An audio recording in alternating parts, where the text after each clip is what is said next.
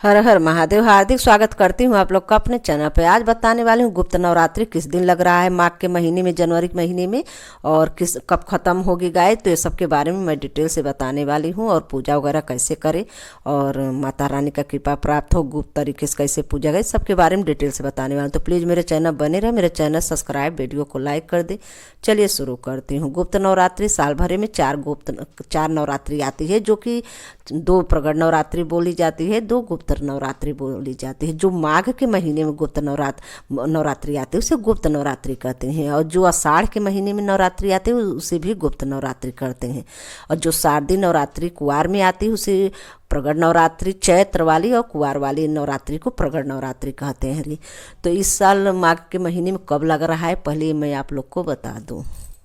जनवरी 2026 को पंचांग के अनुसार माघ के शुक्ल पक्ष की प्रतिपदा तिथि मतलब शुरुआत हो रही है 19 जनवरी दिन सोमवार को। पहल स्थापना गुप्त नवरात्रि का है। ये लग कब रहा है, 18 जनवरी को देर रात में लग रहा है, 1:08 पर शुरू हो रही है, जो कि अगले दिन 19 जनवरी दिन सोमवार को 1:59 पर रात्रि में समाप्त होगी। तो प्रतिपदा आप सारा दिन है तो आप लोग कलश स्थापना वगैरह करें। तो गाय जो उदय आती थी काल मतलब ध्यान रखते हुए 19 जनवरी 2026 से गुप्त नवरात्रि की शुरुआत होगी, जो कि एक दिन पहले मौनी अमावस्या प्रयागराज का नहामन है। तो गाइज आप लोग माता रानी का चौकी वगैरह कैसे रखती हैं कि किसी को पता न चले, यहाँ तक कि पति पत्नी अगर साथ पूजा कर रहे हैं तो जान सकते हैं, और नहीं तो अगर नहीं साथ में कर रहे हैं तो ऐसे करें कि उनको पता न चले। मतलब ये ऐसे रखा गया है, कहा गया है शास्त्रों में कि गुप्त तरीके से पूजा करने से मनोकामना पूरी होती है गाय। तो इसलिए गुप्त तरीके से माँ का साधना करिए, मनोकामना पूरी करिए। अगर किसी को मनोकामना के लिए गुप्त नवरात्रि में साधना वगैरह बहुत किया जाता है, गुप्त नवरात्रि बहुत जल्दी मनोकामना पूरी होती है गुप्त नवरात्रि की पूजा वगैरह करने से। जो तांत्रिक लोग हैं वो 10 महाविद्याओं की पूजा करते हैं, लेकिन जो हम गृहस्थ जन है माँ दुर्गा के 9 रूपों की माँ पूजा की जाती है, जैसे नवरात्रि में पूजा करती है ऐसे किया जाता है। इससे जीवन में आ रही सभी बाधाएं नष्ट हो जाती है और माता दुर्गा की कृपा प्राप्त होती है। तो नवरात्रि में 9 दुर्गा को आप लोग पूजा 9 स्वरूपों की पूजा करें, जैसे कि प्रगट और नवरात्रि में करते हैं वैसे ही हम गृहस्थ जन को करना है। तांत्रिक लोग पूजा के साथ 10 महाविद्याओं की पूजा अर्चना करते हैं, वो लोग साधना करते हैं। और बहुत माँ काली, जैसे कि 10 महाविद्या में नाम में आती है, माँ काली हैं, माँ तारा देवी हैं, माँ त्रिपुरा सुंदरी देवी हैं, माँ भुवनेश्वरी माता और माँ छिन्न माता, माँ त्रिपुर भैरवी और माँ धूमावती माता, माँ बंगलामुखी माँ और माँ मातंगी, माँ काली कमला देवी हैं। तो ये सब का 10 देवी का माँ गुप्त नवरात्रि से तांत्रिक लोग पूजा करते हैं। जन गृहस्थ जन लोग भी साधना करते हैं गुप्त नवरात्रि में। तो अपने जो इष्ट देव के हैं और आप जो जिसका भी नवरात्रि में आप, जैसे शिव जी का भी आप गुप्त मतलब साधना कर सकते हैं, माँ सरस्वती का साधना कर सकते हैं, माँ दुर्गा का साधना, माँ दुर्गा तो है ही साधना कर सकते हैं। तो आप इसमें गुप्त नवरात्रि में साधना बहुत जल्दी गुप्त तरीके से की जाती है, तो माँ का बहुत जल्दी कृपा प्राप्त होती है, बहुत जल्दी प्रसन्न होते हैं माँ नवरात्रि में। तो इसलिए माँ का आप पूजा, हनुमान जी का भी आप साधना कर सकते हैं गुप्त नवरात्रि में। माँ बंगलामुखी का भी बहुत गुप्त नवरात्रि में सब साधना करते हैं। माँ लक्ष्मी का साधना करते हैं। तो गाइस जैसे गुप्त तरीके से साधना की जाती है। जो तांत्रिक लोग हैं वो 10 महाविद्याओं की साधना करते हैं, तांत्रिक रूप से करते हैं। तो गाइस हम लोग जो अपनी साधना वगैरह करते हैं, इसमें माँ की जो माला सिद्ध करते हैं तो बहुत जल्दी सिद्ध होती है गुप्त नवरात्रि में। तो इसलिए गुप्त नवरात्रि में माँ को प्रसन्न करने के लिए जितना भी आपको पूजा जैसे भी करना है, आप सुबह उस दिन जिस दिन नवरात्रि में आप चौकी रख रहे हैं, अगर चौकी रख रहे हैं तब तो ठीक है, अगर आप व्रत हैं तो चौकी ही रखना जरूरी है। चौकी रखेंगे, अखंड दीपक जलाएंगी, जैसे नवरात्रि में पूजा करते हैं वैसे करना है, लेकिन बस गुप्त तरीके से, किसी को पता न चले। और नहीं तो आप अपने मंदिर में भी एक साइड माँ को दुर्गा को छोटा सा कलसा, आप छोटा सा मतलब एक लोटिया में स्वास्तिक बना के उस पर जल भर के उसके ऊपर कटोरी रख उसमें फूल वगैरह रखकर माँ के सामने स्थापित कर दीजिए। 2 दिन पहले ही मंदिर अच्छे से खूब बढ़िया आप साफ सफाई कर लीजिए मंदिर का। अगर जैसे हम लोग चौकी नहीं रख पा रहे हैं तो ऐसे आप मंदिर में, मैं सरल विधि से बता रही हूँ, माँ का कृपा भी प्राप्त होगी।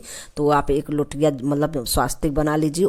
वो जो लोटिया रखेंगी उसे हटाना नहीं है, पीतल का लोटिया रहे उसे हटाना नहीं है। बस वो माता रानी के सामने एक लोटा जल भरकर, लोटिया में जल भरकर आप उसके ऊपर कटोरी फूल वगैरह रख लीजिए। लोटिया को अच्छे से सजा लीजिए। आप स्वास्तिक वगैरह ये सब बनाकर खूब अच्छे से और इत्र उत्र लगाकर आप माता रानी को जल आप भर कर रख दीजिए। माता रानी के पास कटोरी में, उसके ऊपर कटोरी जो फूल अक्षत ये सब उसके ऊपर रख दीजिए। अब माता रानी के पास हो गया। एक साइड में आप दीपक जला कर रख दीजिए। दीपक जब तक आप अगर अखंड रखना चाहती हैं तो अखंड भी रख सकती हैं, देखभाल करना होगा आपको। और नहीं तो अखंड नहीं रखना है, सुबह शाम जब तक आप पाठ पूजा करें तब तक आपका दीपक जलता रहना चाहिए। और जब आपका पाठ वगैरह ख़त्म हो जाए तो 10-15 मिनट 20 मिनट घंटा भर जितना आपको जलता रहे, जले तो जलने दीजिए। माला वगैरह ये सब कर लीजिए। तो आप बता रहे थे पहले दिन जैसे आपको करना है वैसे माता रानी से संकल्प लेना है। और जिस मनोकामना के लिए अगर आप कर रहे हैं तो माता रानी से बोलिए कि माँ 9 दिन मैं इसी मनोकामना के लिए पूजा करूँगी, मैं यही मेरा मनोकामना पूरा हो जाए। तो ऐसे करके मना के माता रानी के पास अक्षत पुष्प ये सब छोड़ दीजिए। और माता रानी से ये भी मना लीजिए कि मैं कितना माला करने वाली हूँ, 11, 5, 21 जितना माला करना हो उतना आप माला कर सकती हैं। जो आप ओम ऐं ह्रीं क्लीं चामुंडाय बिच्ची वाला ये वाली मंत्र अगर आप करना चाहें तो बहुत बहुत अच्छे जल्दी सिद्ध होता है ये मंत्र। तो आप ये मंत्र कर सकती हैं। माता सरस्वती को भी आप साधना वगैरह करके तो इष्टिपिक के मंत्र से आप, माला से आप मंत्र कर सकती हैं। आप सिद्ध कुंजिका पाठ करें। आप सप्तशती का पाठ अगर करना चाहते हैं तो कर सकती हैं। और 13वां अध्याय नहीं करना चाहें सिद्ध कुंजिका का जरूर करें। माँ का स्तोत्र करिए, माँ का चालीसा वगैरह ये सब करके माता रानी का माला करिए और आरती करिए। और माता रानी का हवन भी 9 दिन करना है आपको। पंचमेवा से हवन करिए, घी चीनी पंचमेवा मिलाकर माता रानी का हवन करिए। 9वें दिन थोड़ा ज़्यादा करना है, हवन सामग्री आती है। और पंचमेवा काट कर आप छोटे छोटे में रख लीजिए। और हम तो कहेंगे बुरादा बना लीजिए, मिक्सर अच्छे साफ करके उसमें थोड़ा हल्का दुरदुरा बुरादा बना लीजिए और चीनी घी में मल कर आप और उसी से माता रानी का हवन करिए।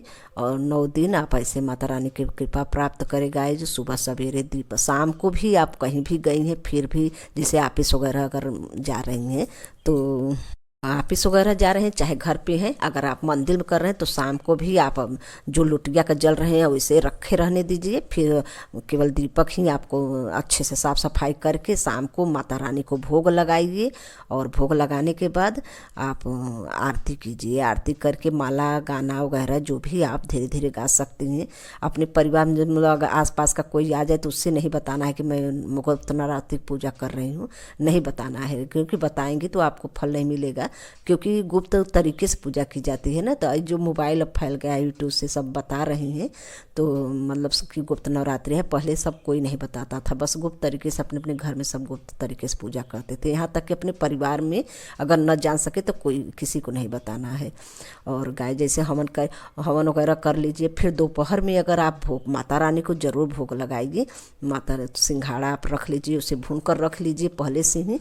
और डिब्बे में थोड़ा सा 2 चम्मच 3 चम्मच लेकर आप हलवा बनाइए। पंचमेवा का बुरादा जो बनाई है हवन के लिए उस पर डालिए, भुरभुरा कर काजू बादाम ये सब अगर आप डाल रखी हैं तो डाल के मखाना का लावा भी आप पंचमेवा में जरूर मिलाइएगा, क्योंकि माता रानी को बहुत पसंद है। तो गाय जो दोपहर में 12-1 बजे माता रानी को समर्पित करिए कि माँ भोग तैयार है, आप भोग लगा। इसके बाद वो भोग माता रानी के लगाने के बाद आप कुछ देर तक हट जाइए, फिर जाकर लाइए और प्रसाद अगर अपने बाल बच्चों में दे दीजिए, अपने परिवार में दे दीजिए। और ऐसे किसी को न देखिए कैसा प्रसाद है, सब पूछे कौन सा प्रसाद, कहाँ प्रसाद है, ये सब पूछेंगे तो बताना पड़ेगा गुप्त नवरात्रि। इसलिए मत बताइए आप, जिसे जो न पूछे उसे अपने बाल बच्चों को देकर कर आप खुद खा लीजिए, अपने पति को दे दीजिए। और जो अगर पूछे खुद निपुर करे कि मैं क्या कहाँ कौन कैसा प्रसाद है तो मत दीजिए आप। और ऐसे करके गुप्त नवरात्रि मनाइए गाय। 10 महाविद्याओं का पूजा वगैरह आप नाम लेकर जप सकती हैं। पूजा करते समय माता रानी का सबका नाम ले लीजिए, जैसे मैं बताई हूँ। नवरात्रि में जरूरी नहीं है कि नहीं लेना है, लेना है, हम गृहजन को भी नाम लेना है। लेकिन जिससे तांत्रिक लोग विद्याएँ करती हैं तो आप हम गृहजन लोग ऐसे कर सकते हैं, क्योंकि जो तांत्रिक लोग जो पूजा साधना वगैरह करते हैं वो अगर जरा सा भी गलती हो जाए तो परिवार में अनिष्ट होने की डर रहती है। इसीलिए मैंने बोला कि हम गृहजन को ये सब करना वर्जित है, नहीं कर पाएंगे पूरा विधि विधान तो अनिष्ट होता है। तो इसीलिए मैं बता रही थी गाय। और साधना वगैरह चाहे तो आप लोग आप अपने इष्ट देव को भी प्रसन्न कर सकते हैं गुप्त नवरात्रि में।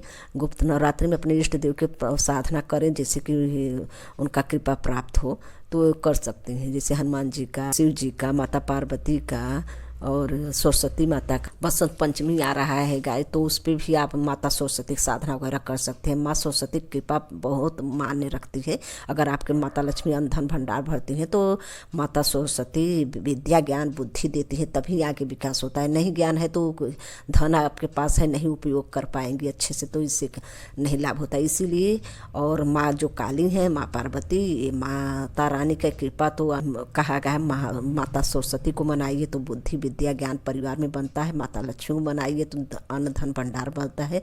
और माँ दुर्गा को मनाइए, काली पार्वती मैया को मनाइए तो घर में जो भी रोग संकट है सब दूर होती है, जो भी अनिष्ट ग्रह हो शांति होती है। तो इसलिए ओम ऐं ह्रीं क्लीं चामुंडाय विच्चे ऐसे करिए आप। 11 मालाएँ या 21 माला या 5 माला, जितना आप सामर्थ्य हो उतना संकल्प जरूर ले लेना उस दिन गाइस।